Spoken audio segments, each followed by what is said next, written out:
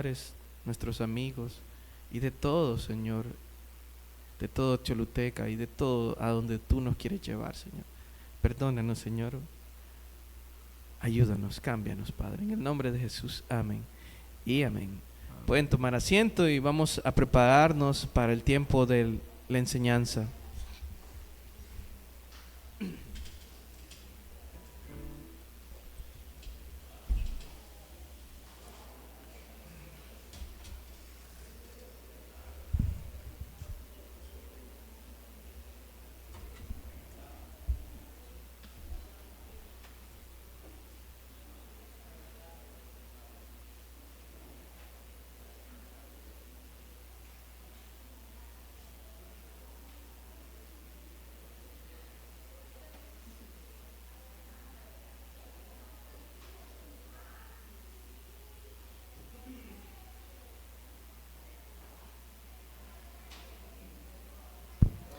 Hermanos, vamos al Evangelio de Lucas, capítulo 16, versículos del 1 al 13.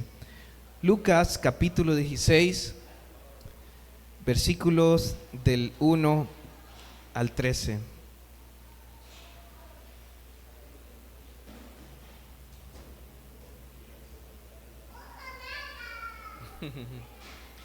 Ok, estamos en el Evangelio de Lucas, capítulo 16, versículos del 1 al 13.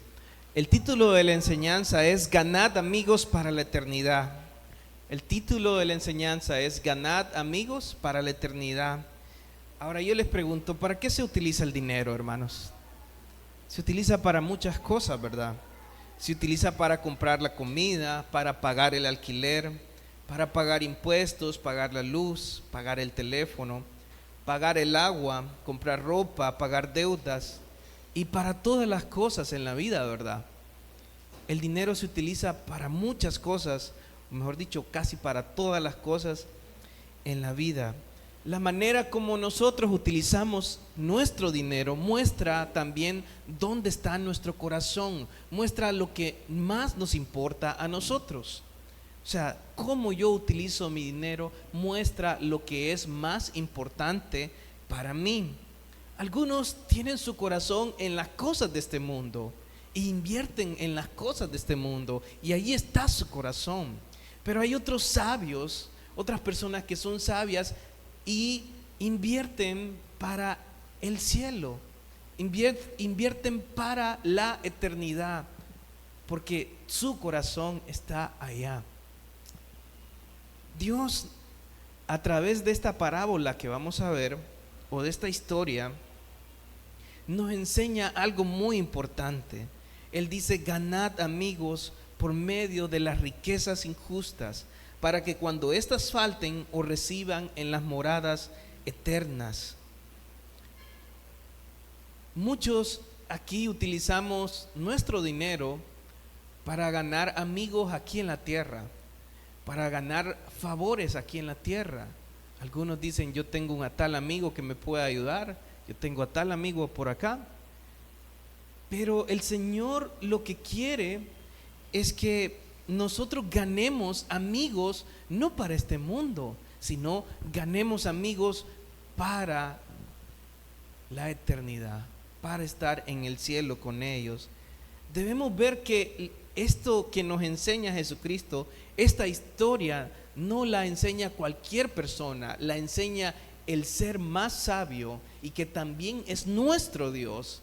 Y por lo tanto debemos prestar atención muy cuidadosamente a esto que nos está enseñando el Señor.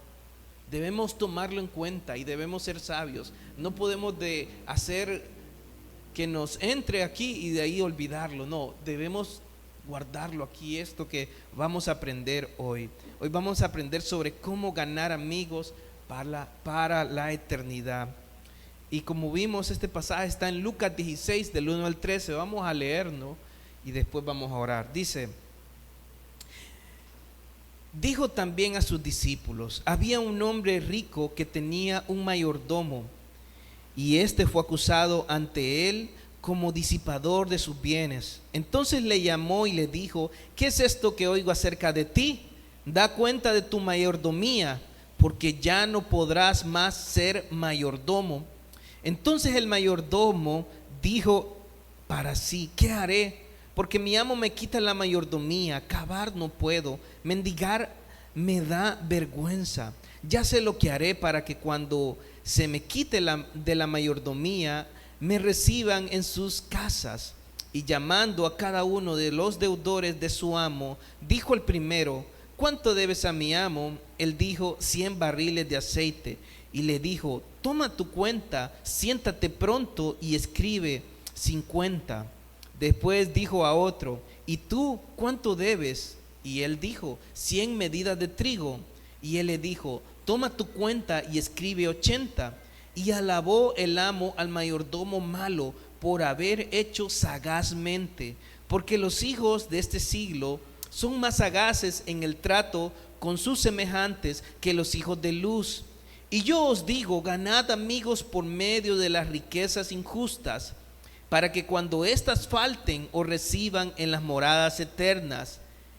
El que es fiel en lo muy poco, también en lo más es fiel. Y el que en lo muy poco es injusto, también en lo más es injusto. Pues si en las riquezas injustas no fuisteis fieles, ¿quién os confiará lo verdadero? Y si en lo ajeno no fuisteis fieles, ¿quién os dará lo que es vuestro? Ningún siervo puede servir a dos señores, porque o aborrecerá al uno y amará al otro, o estimará al uno y menospreciará al otro. No podéis servir a Dios y a las riquezas. Amén. Vamos a orar. Padre, te pido tu ayuda para compartir tu palabra, Señor. Tu palabra que es profunda, tu palabra que transforma nuestras vidas. Por favor, que tu palabra nos transforme, Señor. Que tú nos cambies, que nos lleves al arrepentimiento y a confiar en ti y a creer en ti, Señor. Te pido que seas tú obrando en nuestras vidas, en el nombre de Jesús, Señor. Amén y amén. Vamos a ver, dividir esta enseñanza en dos puntos. Primero, la parábola que está en el versículo del 1 al 8, y luego la aplicación de esta parábola del versículo 9 al 13. Ahora, vamos al versículo 1. Dice: dijo también a sus discípulos: había un hombre rico que tenía un mayordomo, y éste fue acusado ante él como disipador de sus bienes. Entonces, esta historia trata de un hombre rico que tenía un mayordomo, y este mayordomo fue acusado ante su patrón de malgastar sus bienes. De eso trata esta historia.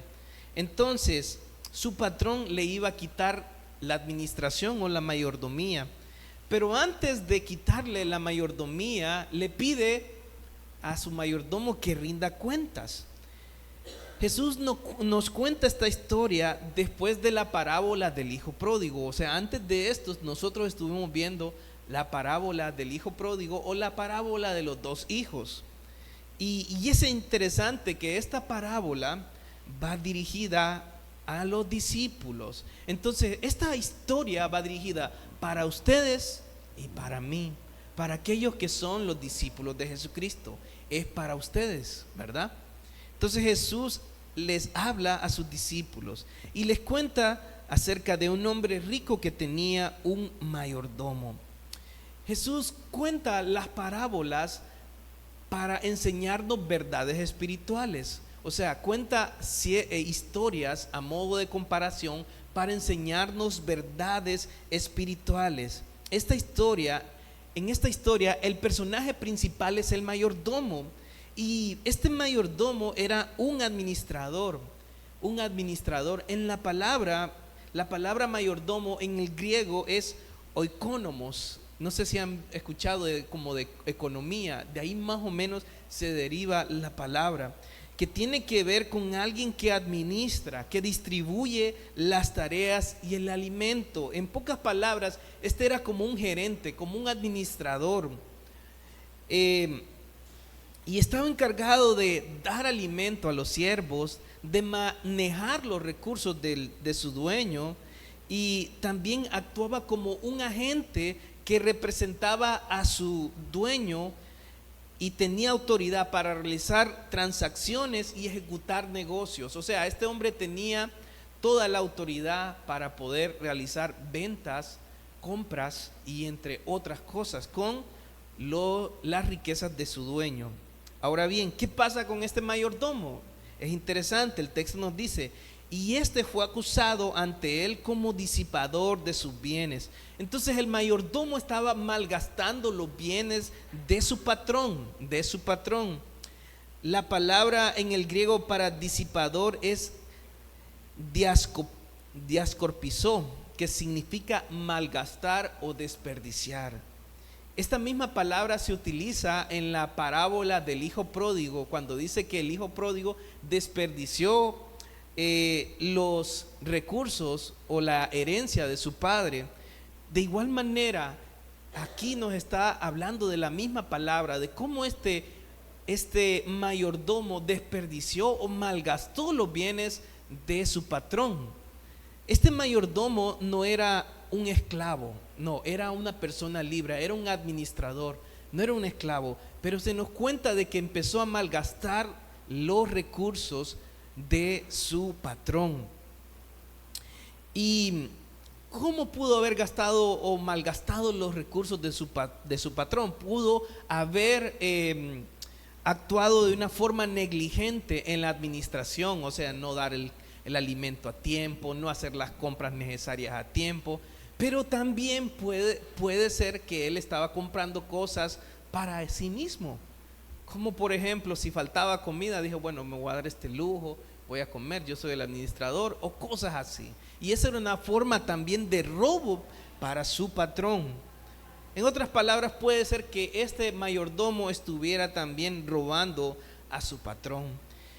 En el versículo 2 nos dice: entonces le llamó y le dijo: ¿qué es esto que oigo acerca de ti? Da cuenta de tu mayordomía, porque ya no podrás ser mayordomo. Vemos que este señor le llama y le dice que ¿qué es esto que oigo acerca de ti? Probablemente este patrón era un terrateniente, una persona que tenía muchas tierras.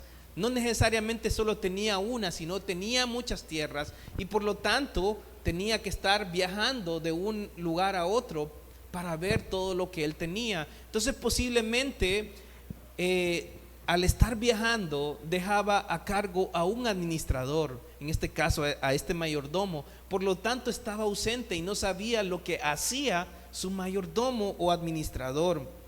Esta persona, que era un terrateniente, posiblemente poseía muchas tierras que eran agrícolas, tierras para el cultivo, por lo que vemos aquí.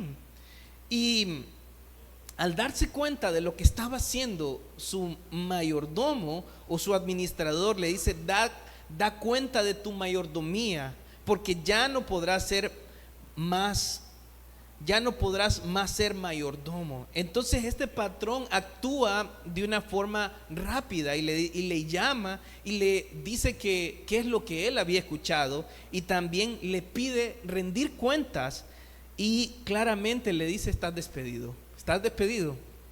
Pero no lo despide inmediatamente, o sea, lo sentencia: después de que rindas cuentas vas a estar despedido.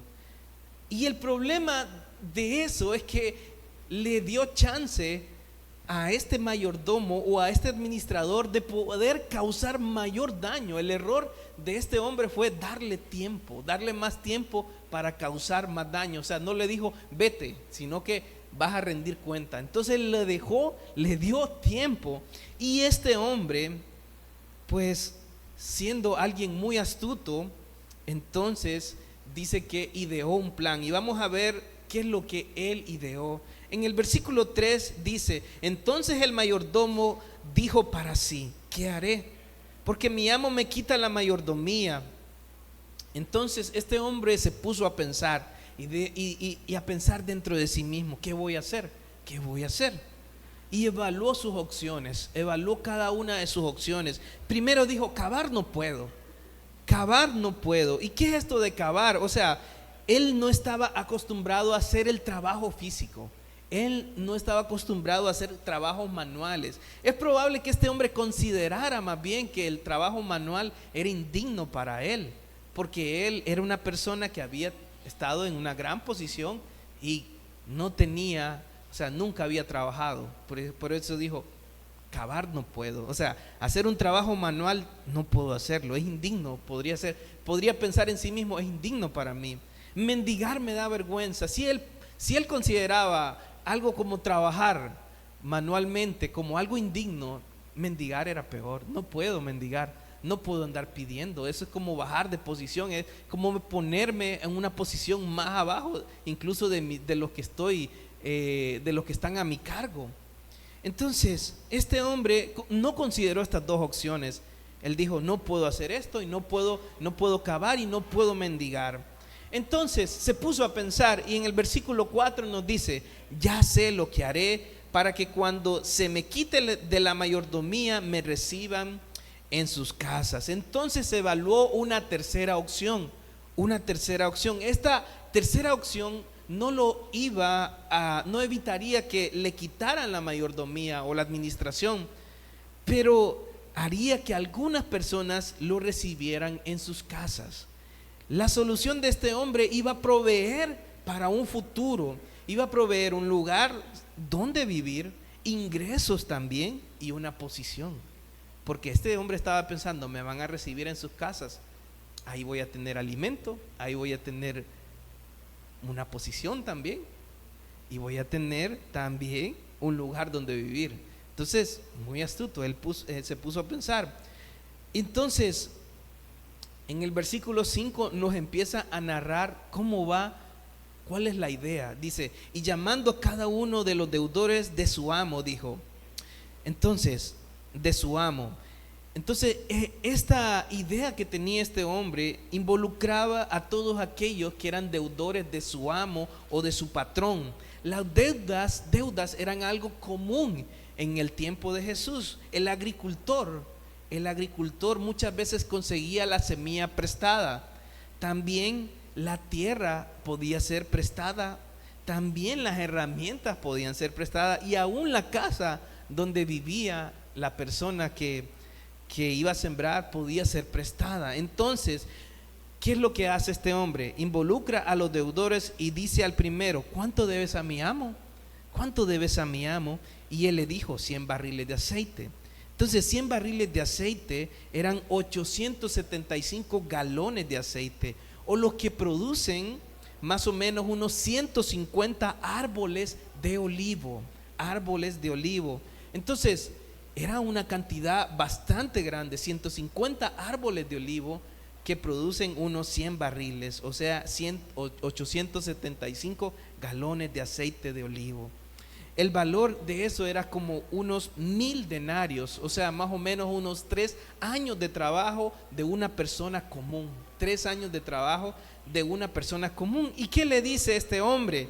Y le dijo a esta persona que le debía, toma tu cuenta, siéntate pronto, le dice, siéntate pronto y escribe 50. Y cuando le dice siéntate pronto es rápido. O sea, estaba involucrando a aquellos que le debían en una fechoría. Estaba involucrando a los deudores que también participaran de esta estafa. ¿Para quién? Para su patrón, para el dueño o para quien les había prestado. Entonces, tanto el mayordomo como el deudor eran cómplices en esta situación, porque le dice siéntate pronto y escribe 50.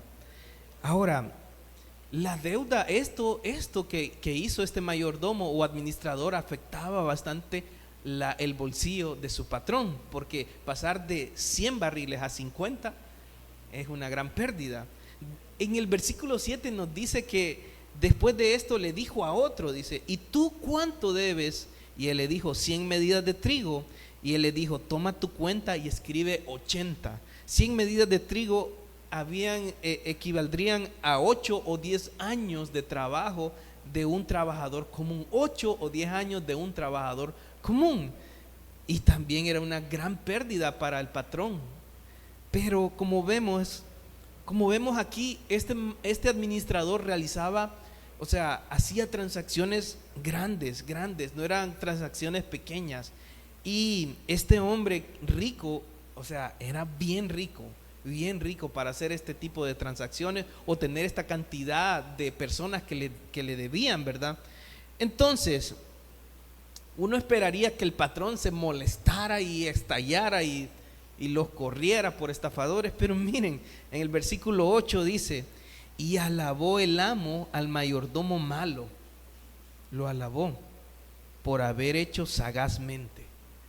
Entonces, este hombre, este patrón dice, o sea, no es que se enoja, ¿verdad? Puede ser que se viera afectado por esto, ¿verdad? Que hizo este mayordomo, pero al contrario de enojarse, él viene y lo alaba. Y lo alaba porque dijo: es que este se la sabe toda. Se la sabe toda.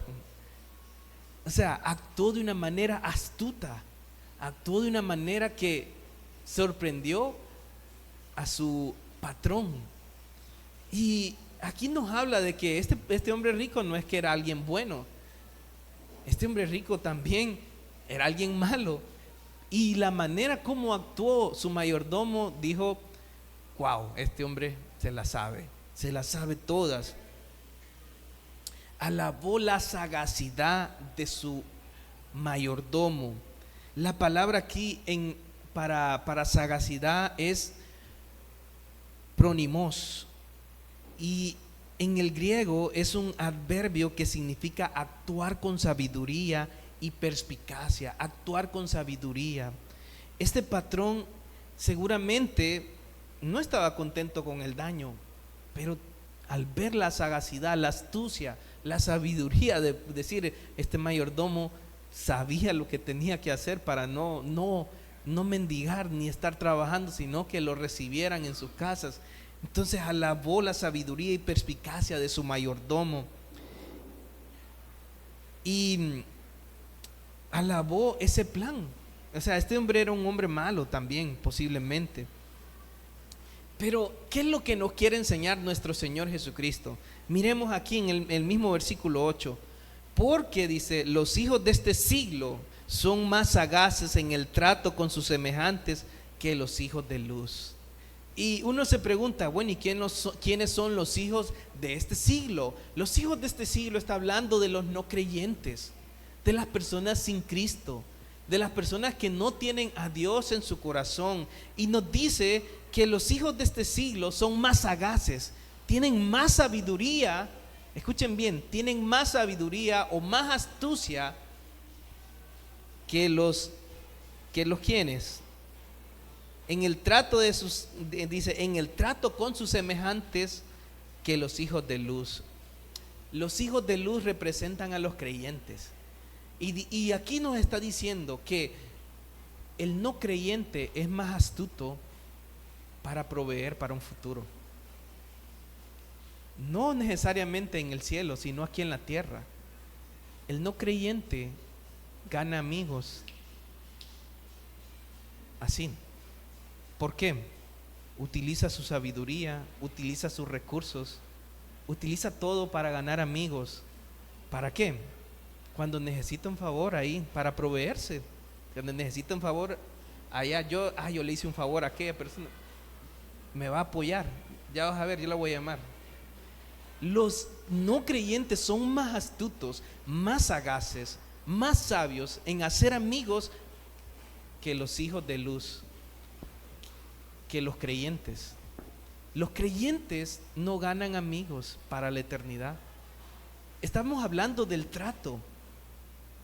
Los no creyentes con facilidad hacen amistad con personas. ¿Por qué?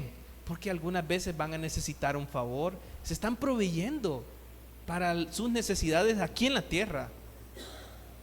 Pero fíjense que los hijos de luz no proveemos, los creyentes no proveemos para la eternidad. Es interesante. Y miren qué dice más adelante.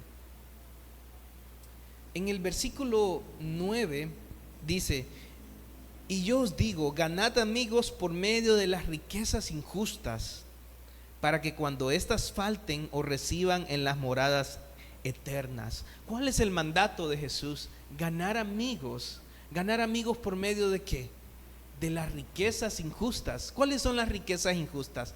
no se está refiriendo a que las riquezas son malas en sí, sino que las riquezas injustas se refiere a todo, al dinero y a todo lo que tenemos aquí en la tierra.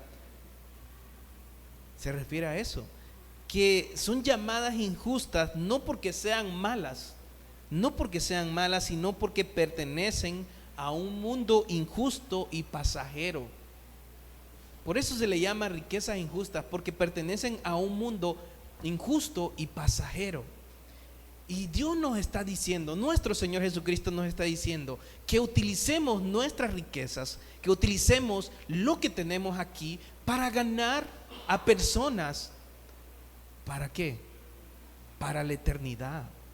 Ganar amigos, dice, por medio de las riquezas injustas. O sea, que lo que usted tiene lo invierta en personas, lo invierta en evangelizar, lo invierta en ganar personas para Cristo.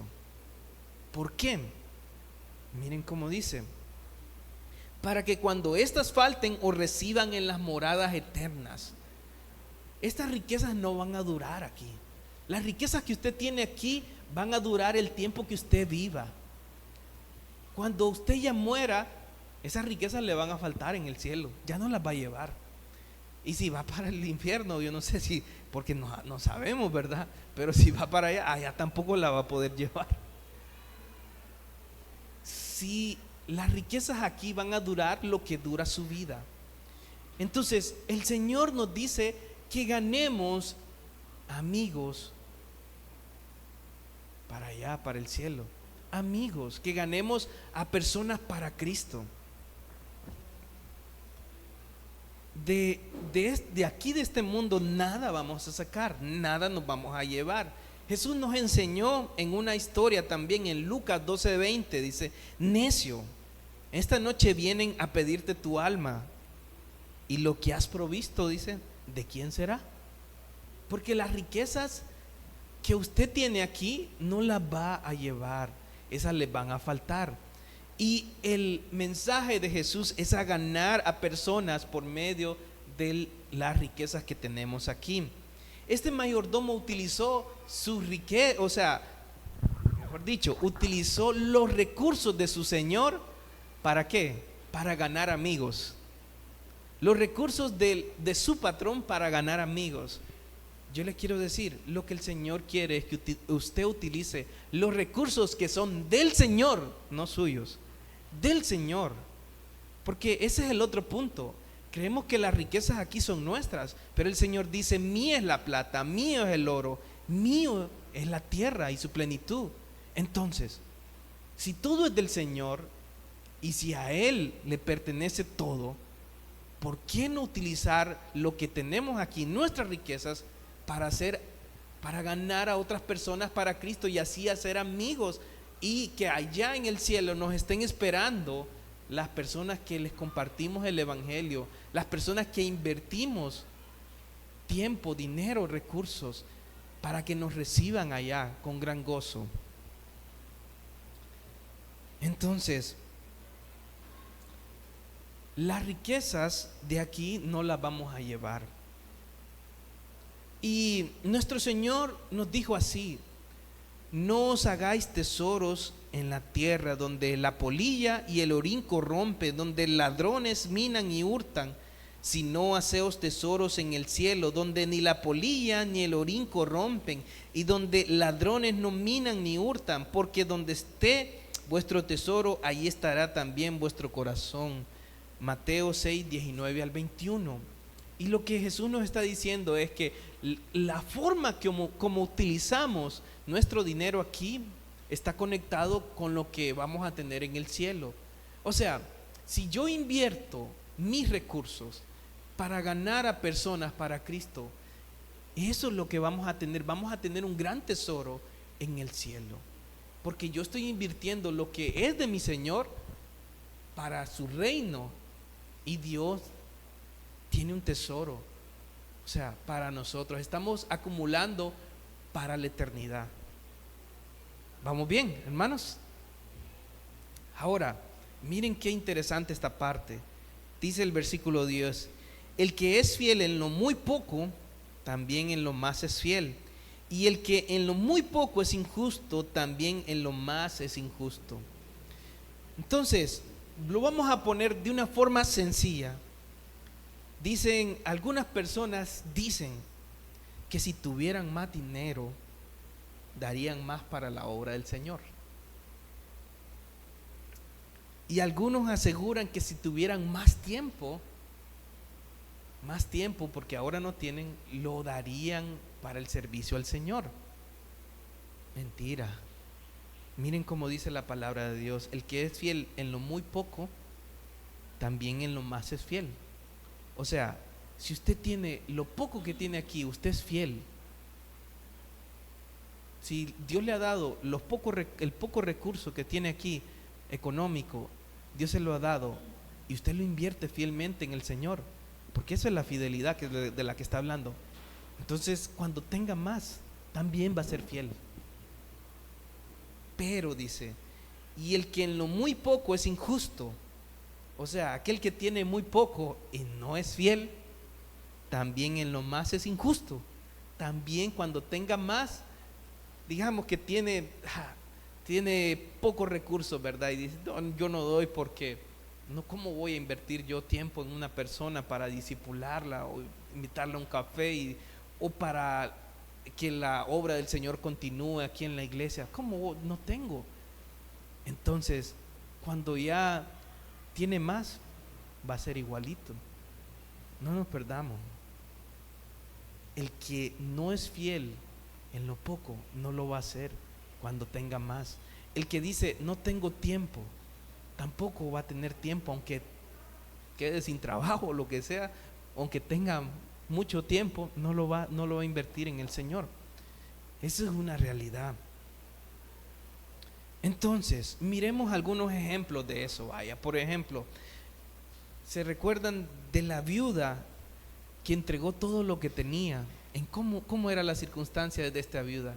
No tenía nada de sustento, pero sus circunstancias le impidieron ser fiel para con Dios. No, dio todo lo que tenía, todo su sustento. Entonces, no son las circunstancias. El problema no son las circunstancias. Otro ejemplo, miremos las iglesias de Macedonia. Las iglesias de Macedonia estaban en una gran prueba de tribulación. No tenían dinero, no tenían recursos, y además de eso estaban pasando por una tribulación. Tribulación puede ser que estuvieran siendo perseguidos probablemente. Pero saben, las iglesias de Macedonia, cuando les tocó dar una ofrenda para la iglesia de Jerusalén, para los pobres que estaban en Jerusalén y ellos que estaban en gran prueba de tribulación y necesitados, primeramente dice que ellos se entregaron a sí mismos. Segundo, dice que levantaron una ofrenda que sobreabundó, sobrepasó lo que esperaban Pablo y todos los hermanos. Yo pregunto, ¿el problema es las circunstancias? No. ¿Saben cuál es el problema? El problema es el carácter. No somos fieles. Si no somos fieles, no lo vamos a hacer, o sea, aunque tengamos o no tengamos. El problema es un problema de carácter. No son las circunstancias, es un problema de fidelidad. No son fieles aquellos que dicen que si teniendo más voy a hacer más, voy a dar más, o teniendo menos, o sea, mejor dicho, teniendo más, aunque tenga poco, si no es fiel, no, aunque tenga más, no va a poder ser fiel, porque el problema es nuestro carácter, nuestra fidelidad. Por eso el texto dice, el que es fiel en lo muy poco será fiel aún cuando tenga más, y viceversa, y viceversa. Entonces, ¿saben el problema que es? Es que no hay un compromiso con la obra del Señor. No hay un compromiso. Ahí podemos venir a la iglesia, pero no estar comprometidos. Alguien que está comprometido es alguien que, si le dicen, hermano, me ayuda a discipular a esta persona, me ayuda a compartirle el evangelio, y esa persona va a decir, sí, yo voy a compartirle. No estamos así, hermanos. Es alguien que si le dice, tenemos mucha necesidad con escuela bíblica, necesitamos alguien que quiera invertir en los niños, y dice, yo voy a invertir. Pero es alguien que ya está comprometido hasta en su propia familia, está así invirtiendo en su familia y dice, yo quiero invertir allá también. Es alguien con compromiso. El problema es que podemos estar siendo asistentes en la iglesia y no estar comprometidos. O estamos asistiendo nada más, o somos personas comprometidos. Y Jesús quiere discípulos, pero discípulos verdaderos, comprometidos con la causa de Él, no con el pastor ni con nada, es con su obra, es con lo que Él quiere. No es conmigo, porque hoy yo estoy aquí y mañana no estoy aquí. Pero la obra del Señor es tan importante. Amén, hermanos. ¿Estamos aquí, hermanos? ¿Estamos dispuestos a comprometernos? El versículo 11 dice, pues si en las riquezas injustas no fuiste fieles, ¿quién os confiará lo verdadero? Si en las riquezas, si en el modo de emplear las riquezas injustas, lo que tú tienes aquí, las riquezas de este mundo, tú eres injusto para con Dios. ¿Por qué eres injusto? Cuando todo le pertenece a Dios, todo es de Dios, y tú eres injusto cuando se te pide invertir para el reino de Dios. Entonces dices, no, yo no puedo invertir para el reino de Dios, no puedo invertir en dar un discipulado, no puedo invertir en compartir el evangelio, no puedo invertir en el reino de Dios. Si eres injusto, dice, pues si en las riquezas injustas no fuiste fieles, ¿quién os confiará lo verdadero? O sea, ¿qué recompensa vas a tener de parte de Dios? ¿Crees que Dios va a recompensar la infidelidad? No, no la va a recompensar. Dios va a recompensar la fidelidad. De hecho, lo vemos en cada una de las parábolas que Él va contando de los talentos, como aquel que recibía un talento o recibía más, era fiel y ganaba más talentos, y Dios le decía, buen siervo fiel. La fidelidad es lo que va a recompensar el Señor. No si tienes los grandes talentos, los grandes dones. No, es la fidelidad. ¿Eres fiel? ¿Eres fiel para con el Señor? No importa las circunstancias. Algunas veces, miren, algunas veces venimos a la iglesia. Voy a poner mi ejemplo. Algunas veces andamos enfermos, cansados, agotados. Pero quiero poner este ejemplo porque estamos aquí, porque Dios, o sea, necesitamos ser fieles. Y no estoy diciendo que el pastor fue muy fiel, no, estoy aprendiendo a ser fiel. Pero yo les quiero animar a ustedes también a ser fieles para con el Señor, para con esta obra. Amén, hermanos. Y quiero retarlos. Esta iglesia, tenemos un año más para servirlo a Él, a nuestro Dios. En esta iglesia tenemos un año que todavía estamos siendo apoyados, un año más, pero necesitamos comprometernos con las actividades que vamos a tener.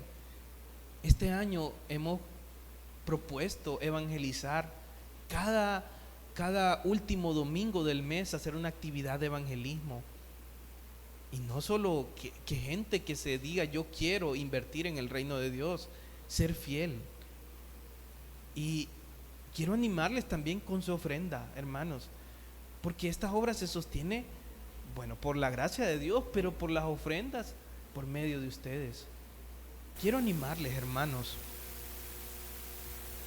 ¿Quién os confiará lo verdadero? ¿Quién podrá dar la recompensa? Si ¿recompensará Dios la infidelidad? No. Y en el versículo 12 dice, y si en lo ajeno no fuiste fieles, ¿quién os dará lo que es vuestro? Entonces, en lo ajeno. ¿Por qué dice en lo ajeno? Porque todas las riquezas que tenemos aquí le pertenecen al Señor, porque nuestra vida le pertenece al Señor, porque nuestro tiempo el Señor nos lo ha dado. Y si no somos fieles, ¿cómo nos dará lo que la recompensa que tiene para nosotros?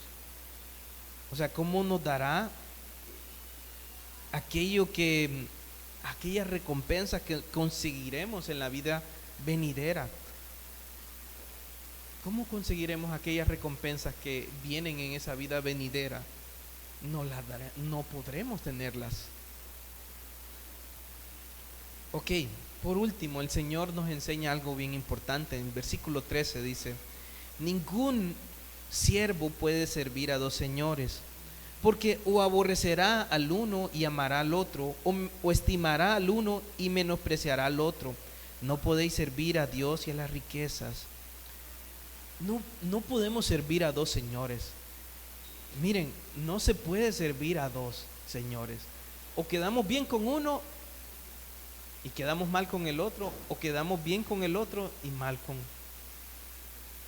el otro. O sea, si somos dominados por el dinero, no podemos servir al Señor. ¿Por qué? Porque serviremos a nuestras riquezas. Estaremos dando nuestro tiempo, esfuerzo y nuestros mejores años a conseguir las riquezas. Entonces, menospreciaremos al Señor. Y si servimos al Señor, pues tendremos los tesoros que Dios nos ha prometido. Como dice aquí, ningún siervo puede servir a dos señores. Nadie puede servir a dos señores. No podemos servir a las riquezas, porque si no vamos a estar el día domingo empleando nuestro tiempo en otras cosas, en adquirir recursos, cuando Dios quiere que estemos aquí.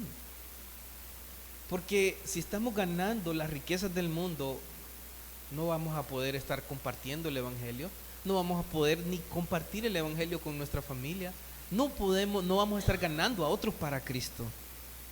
Si estamos ganando el mundo, nuestro tiempo lo vamos a gastar, nuestro mejor tiempo y esfuerzo lo vamos a gastar en las cosas del mundo, porque ahí va a estar nuestro tesoro, o sea, lo que más valoramos. Pero si nuestro tesoro es el Señor, si lo más valioso es nuestro Señor, ahí gastaremos nuestro esfuerzo, nuestros recursos, nuestro tiempo. Amén, hermanos. Quiero animarles. Y para concluir, dice el Señor en el versículo 13: no podéis servir a Dios y a las riquezas. No podemos tener dos amos. O somos del Señor, o tenemos como amo las riquezas. Y aquel que está más enfocado en las riquezas, ese es su amo. Ese es su amo. Aquel que está invirtiendo más tiempo en ganar este mundo, ese es su amo. No nos perdamos. No es el Señor. No es el Señor. Aquel que está invirtiendo en ganar otras cosas, ganar más cosas en este mundo, ese es su amo. Eso es lo que él tiene como amo, no es el Señor. Pero si una persona está invirtiendo en el Señor, está invirtiendo en Dios, está dando lo mejor para el Señor, ese es su Señor. Dios es su Señor. Amén, hermanos. Y quiero concluir con esto. El Señor nos llama a ganar amigos para la eternidad. El Señor nos llama a utilizar nuestros recursos para ganar a personas para Cristo. Recuerde que estos recursos no son suyos. El Señor se los da. El Señor le da sus dones, sus talentos, su tiempo, sus recursos. Y el Señor el día de mañana puede decirle: hasta aquí terminó. Te quito las cosas. Porque son de Él, hermano. En cualquier momento Él puede decir: me llevo todo. Porque nada de lo que tenemos aquí nos pertenece, aún nuestra vida no nos pertenece. Pero es sabio que nosotros invirtamos para el Señor y ganemos tesoro en el cielo. personas que conozcan a Cristo. Eso es lo que nos vamos a llevar. Y yo quiero decirles que comience con su familia, ganándolos para Cristo. Invierta en ellos el tiempo, los recursos para enseñarles la palabra de Dios. Amén. Y también invierta aquí en lo que la palabra de Dios se predica, en los necesitados de ahí, de escuela bíblica, de todo. Hermano, también le voy a decir, ofrende también, hermano. No, porque es que esta obra se mueve también por sus ofrendas. Dios le bendice, pero Dios quiere que nosotros seamos generosos también. Y tenemos un año, hermanos, un año el cual tenemos que levantarnos. Amén. Vamos a orar. Antes de todo, tenemos muchas actividades que vamos a realizar este año. Juan Benito va a hablar sobre eso, ¿verdad? Va a decir acerca de algunas actividades que tenemos de evangelismo. Pero oremos por eso, hermanos. Padre, gracias te damos. Te quiero pedir por esta iglesia, Señor, que Señor cambia los corazones de esta iglesia, de las personas aquí. Cámbianos, Señor, que seamos sabios y no necios, Señor. Que ganemos a personas para ti, para tu gloria. Señor, obra en los corazones aquí. Que haya un cambio en sus vidas, Señor. Que no estemos enfocados en este mundo, sino enfocados en el porvenir, en la eternidad, Señor. Te lo pido, Padre, y gracias te doy por todo. En el nombre de Jesús. Amén y amén.